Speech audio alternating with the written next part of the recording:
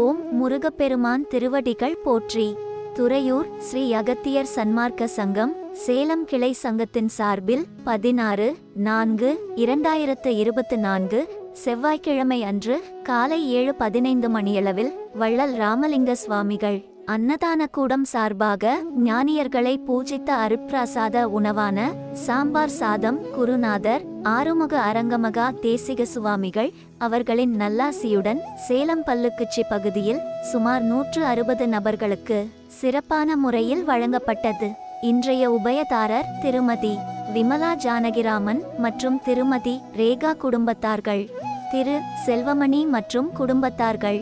இன்றைய அன்னதானத்திற்கு பொருளுதவி செய்தவர்களும் தொண்டு செய்தவர்களும் மேலும் உண்டு மகிழ்ந்த அன்பர்கள் அனைவரும் வாழ்வில் எல்லா வளமும் நலமும் பெற்று இன்புற்று வாழ வேண்டும் என்று ஓங்கார குடிலாசானின் திருவடியை பணிந்து பூஜித்து வேண்டிக் கொள்கிறோம்.